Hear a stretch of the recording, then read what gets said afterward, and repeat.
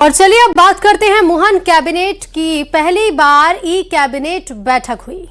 कागज नहीं, अब सब ऑनलाइन हुआ। बैठक में मंत्री टैबलेट के साथ पहुंचे और इस दौरान कैबिनेट के सभी फैसले और चर्चा टैबलेट के जरिए ऑनलाइन किए गए। इस दौरान कई अहम फैसले भी कैबिनेट की बैठक में लिए गए, जिन पर मुहर लगी। तो चलिए आपको बताते हैं कि कैबिनेट में कौन कौन से फैसले लिए गए हैं। दरअसल मोहन कैबिनेट से सुल्तानपुर बारना सिंचाई परियोजना को मंजूरी मिल गई। इससे प्रदेश के हजारों किसानों को फायदा मिलेगा। आबकारी नीति के लिए मंत्रिपरिषद की समिति बनाई गई। शिक्षकों को चतुर्थ समयमान वेतन मान की स्वीकृति भी मिली। इधर ग्वालियर और उज्जैन के व्यापार मेले में वाहन खरीदी पर टैक्स में 50% छूट की मंजूरी मिली है। और मध्य प्रदेश सोलर नीति को कैबिनेट से स्वीकृति मिली। 5000 करोड़ का बजट अमृत योजना के लिए भी मंजूर किया गया। इसके साथ ही राज्य और केंद्र सीवेज और पाइपलाइन पर ये रुपए खर्च किए जाएंगे, इसकी भी मंजूरी आज कैबिनेट बैठक में दी गई है। कैबिनेट की बैठक संपन्न हुई है, जिसमें तो बहुत ही महत्वपूर्ण निर्णय लिए गए हैं। मध्य प्रदेश स्पेस टेक 2026 की स्वीकृति हुई है। यह बहुत ही महत्वपूर्ण नीति का अनुमोदन हुआ है आज। यह नीति उपग्रह निर्माण, भू स्थानीय विश्लेषण एवं डाउनस्ट्रीम अनुप्रयोगों में नवाचार को बढ़ावा देगी। आगामी 5 वर्ष में 1000 करोड़ का निवेश और लगभग 8000 का रोजगार सृजन संभावित है। अनुमानित वित्तीय भार 628 करोड़ रुपए। और एमपी के आईएएस अधिकारी संतोष वर्मा के ब्राह्मण समाज की बेटियों पर दिए विवादित बयान के बाद प्रदेश के अलग अलग इलाकों में विरोध प्रदर्शन किया गया। करीब 2 महीने बाद भी मामले में संतोष वर्मा पर कार्रवाई नहीं होने को लेकर ब्राह्मण समाज एक बार फिर से विरोध पर उतारू हो गया है।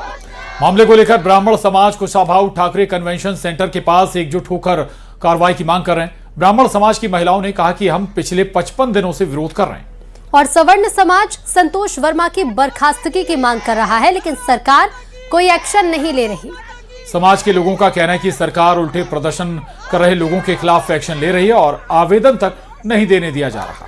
इधर समाज ने चेतावनी जारी करते हुए कहा है कि अगर जल्द ही संतोष वर्मा के खिलाफ एक्शन नहीं लिया जाता तो इसका खामियाजा सरकार को भुगतना पड़ेगा।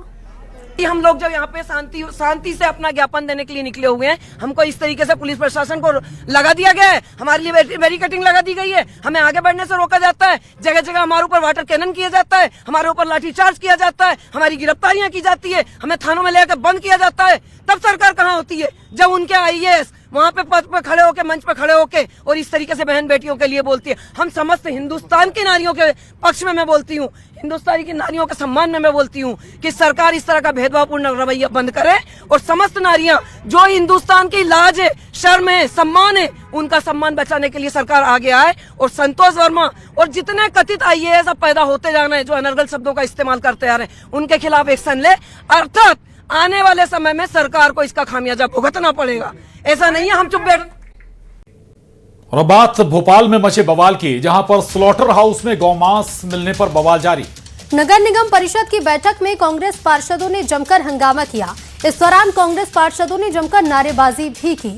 कांग्रेस पार्षदों के बैनर पर लिखा था, गौ माता हम शर्मिंदा हैं, तेरे कातिल जिंदा हैं।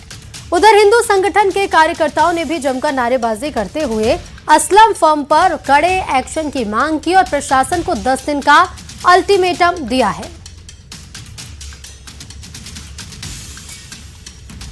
तो ये 3 तस्वीरें आपके टीवी स्क्रीन पर। भोपाल के बाणगंगा क्षेत्र में हाथों में जो बड़ी बड़ी तख्तियां देख रहे हैं और जो भगवा झंडे देख रहे हैं, ये उस गौ माता के पक्ष में है जो राजधानी भोपाल में पिछले दिसंबर की 17 तारीख को करीब 300 गाय काटी गई थी।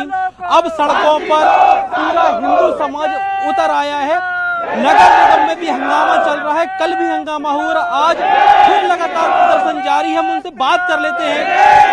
सर, ये जो बड़े बड़े नारे लग रहे हैं, झंडे दिख रहे हैं और बैनर पोस्टर दिख रहे हैं, आखिरकार क्या वजह है कि आपका रोष शांत होने का नाम नहीं ले रहा? जिस प्रकार 17 दिसंबर 2025 को एक गाय का कंटेनर हिंदू संगठन द्वारा पकड़ा गया, मध्य प्रदेश की राजधानी भोपाल में मात्र मंत्रालय से 2 किलोमीटर दूर, सीएम हाउस से 2 किलोमीटर दूर, जहां प्रदेश के आला अधिकारी मंत्री निवास करते हैं, उससे 2 किलोमीटर की दूरी पे एक गौ मांस का कंटेनर पकड़ा जाता है।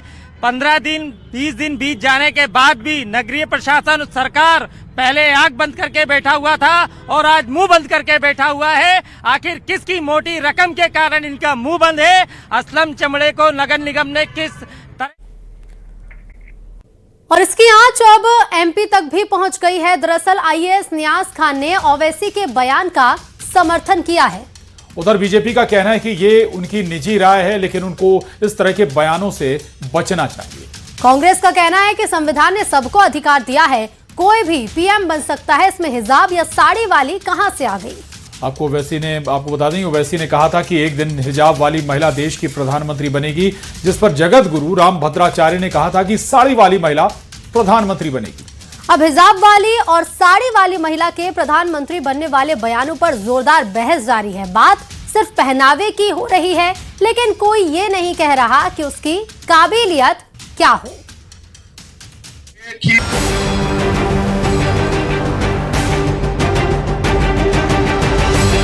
हिजाब से साड़ी वाली पीएम पर छिड़ी बहस में एक नया मोड़ आ गया है।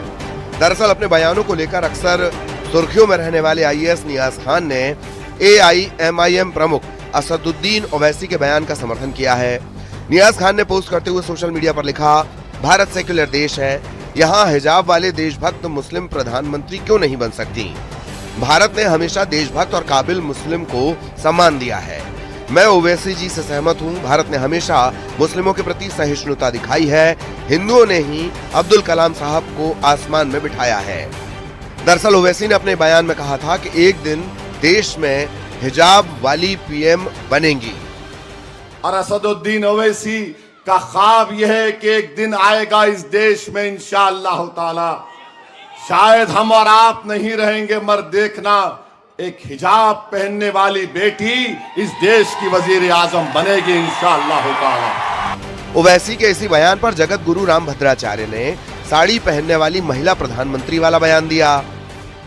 यहाँ यदि कोई महिला प्रधानमंत्री बनेगी, हिंदुस्तान में साड़ी पहन के ही बनेगी। एमपी में इसको लेकर अब सियासत शुरू हो गई है। कांग्रेस का कहना है कि संविधान सबको बराबर का हक देता है। उधर बीजेपी ने तुष्टीकरण के आरोप लगाए हैं। कोई भी व्यक्ति इस देश का प्रधानमंत्री, राष्ट्रपति, विधायक, सांसद, पार्षद सब बन सकता है और किसी भी धर्म का बन सकता है, चाहे वो मुस्लिम हो, चाहे क्रिश्चियन हो, चाहे हिंदू हो, दलित हो, आदिवासी हो, सभी लोग बन सकते हैं। जनता के आशीर्वाद के साथ प्रधानमंत्री मोदी जी सफलतापूर्वक देश के प्रधानमंत्री के पद का निर्वहन कर रहे हैं। अभी कहीं कोई वैकेंसी नहीं है। ऐसे में कुछ लोग केवल बंटवारे की राजनीति करने के लिए, तुष्टीकरण की राजनीति के लिए इस तरह की बात कर रहे हैं। अरे सबका साथ सबका विकास की नीति पे भाजपा चलती है। सभी को सभी के लिए सोचना चाहिए। बात होनी चाहिए काबिलियत की, लेकिन बात हो रही है कि देश में महिला प्रधानमंत्री कैसी होनी चाहिए, उनका पहनावा कैसा होना चाहिए, उन्हें साड़ी पहनना चाहिए या फिर हिजाब। ओवैसी के बयान से छिड़ी इस बहस में बीजेपी, कांग्रेस और धर्मगुरु सब कूद पड़े हैं। Bureau report, news 18।